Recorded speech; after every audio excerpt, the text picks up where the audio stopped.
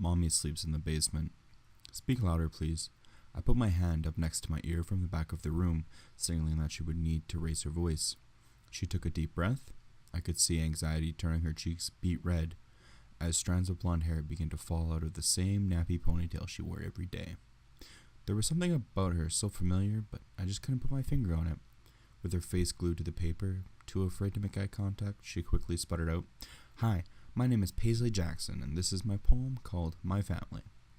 Paisley was a little shy girl, and in fact, she was one of the quietest students I ever had in my 10 years of teaching, which I guess being the youngest of 11 will do that to anyone. Surprisingly, she was very smart. Unlike the rest of her siblings who were dumber than a box of rocks, Lord, the Jackson kids were such a headache. Except for Paisley. Of course, I just wish I could have given her more opportunities to improve her future. Don't get me wrong, I tried to help Paisley, I really did. I gave her clothes, food, and I even had funds lined up for her. But living dirt poor in a shack out in the middle of the desert was a bad hand, God, was a bad hand to be dealt in life. Besides, no matter what I did, it wouldn't have made a difference. Everyone knows that the cycle of poverty is almost impossible to break. I crossed my legs, pen in hand, preparing for yet another bland story about a family I'd never get to meet. If you've ever worked with underprivileged kids, you know that guardian involvement is quite rare. When it comes to interest in their daughter's education, Paisley's parents were no exception. I have two mommies, one named Betty who can make good spaghetti. I call her Mom. She's the one that's married to my dad, Tom. One named Claire with pretty yellow hair. I call her Mommy. Dad calls her his project, his hobby. Being smack dab in the middle of Utah, I've seen hundreds of polygamist families, so this didn't strike me as odd. Besides, even though polygamy is illegal, I try to keep my nose in my own business. Mom takes care of us all. She can do that because she's so tall. Mommy wears a pretty silver bracelet. She wears it because she's so famous. Wouldn't be the first time I saw kids coming up with stories about celebrity parents that add excitement to their ordinary lives. I just didn't expect it to come from Paisley. Mommy has me and Tommy. He's one of my older brothers. Mom is a lot older. She has the others. I cringed. That meant one of Paisley's mother had to give birth to 9 children. I couldn't imagine going through that many pregnancies. Dad says me and Tommy are a gift from God. He'll never hit us with a rod. His pride and joy is Tommy, but he says the only person he truly loves is Mommy. I looked up from my grade book with the line about a rod catching my attention. However, this wasn't the first time one of my students have accidentally reported abuse. Truth is, CPS picks and chooses who they want to help. Mom is having another baby. She's mad Dad wants to name it Daisy. Mommy can't have no more kids. Her last one died of SIDS. Shifting in my seat, I scribbled down a note reminding myself to deliver my daughter's old baby clothes to the Jackson shack. As a mother myself, I know babies can be expensive. Dad says she did it on purpose because she wanted to run off and join the circus. Mom says it wasn't her fault. I promised to keep that secret in the me and her vault. I shook my head in sadness. How could somebody blame a grieving mother for something she couldn't control? Mommy was the one that Dad chose. He watched all of her school shows. They were joined in the night. Daddy says inside her is a lot of fight. Mom is just a cover. Dad doesn't really love her. I threw my hand up, a gesture meaning stop. I had taught my students, but Paisley didn't look up. She continued to read, oblivious to my disappointed frown. Obviously one of her siblings put her up to this as a joke. Mommy says she needs to get out. She wants to show me what life is all about.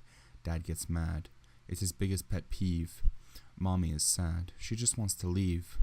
Mommy sings to me her favorite song. Mom says Dad's head is wired wrong. Shaking my head, I sighed. Another child with so much potential and such a kind heart was stuck in the middle of a lover's quarrel that didn't even involve her. Last birthday, I wanted to take Mommy to see her favorite basketball team. Mom made me a cake with frosted buttercream. I got to go see the Knicks, but Dad said he made a mistake he couldn't fix. Nothing is the same anymore. I don't know why for sure. Now Dad cries at night alone. He asks God, "What have I done?" To Mom he no longer attends. She hopes the baby will make amends. Paisley rode her head with a smile, looking for my approval. Although I was appalled at the inappropriateness of her poem, I didn't want to break her spirits. She was clearly very proud of it. and scolding her for something that wasn't her wrongdoing was just going to send that little girl back into her shell that I'd been trying to break for months. Instead, I clapped, making the rest of the class, who were too young to understand the gravity of the situation, applaud too. Miss June, I brought a picture of Mommy for extra credit. It's got one more part of the poem. Can I show the class? I nodded my head, thinking there couldn't possibly be any details worse than what she already presented. Paisley reached into the front pocket of her old worn-out hand-me-down dress, pulling out an old aging photo. She flipped the flaking picture around, displaying it as if it were her most prized possession. My blood ran cold. I finally figured out why Paisley looked so familiar to me. In what seemed to be a school photograph, smiling ear to ear exactly like Paisley, was a young woman by the name of Claire Daisy. She was a high school student, popular for her ability to gain the lead in every school play, that went missing without a trace 12 years prior. She was last seen leaving theater practice late one night, but then she just vanished. No sign of a struggle, no witnesses, no evidence, no body, nothing. Her case was covered on every news station in Utah for a while because of how peculiar it was, until people lost interest. Paisley happily continued. I was so in shock I couldn't stop her as she read off the back of the picture. There is one thing I don't understand, and maybe you'll have the answer at hand. If Dad's loves for Mommy will never sway, why did he treat her that way? Mom lies her head on a nice soft bed, but Mommy sleeps in the basement under a big slab of cement. Yikes from me there, coach. Goodness. Oh, well, 'cause I probably can't be fucked to go through and listen to myself, end up deleting it and not actually making this video like I've been procrastinating for too fucking long. That was Mommy Sleeps in the Basement from r/nosleep. It was posted by Juniper June. Of course, I'll have links down in the description. Pretty neat. Completely butchered everything. That's a yikes though. Good poem. Loved it. Good stuff. Talk to you guys later. Bye-bye.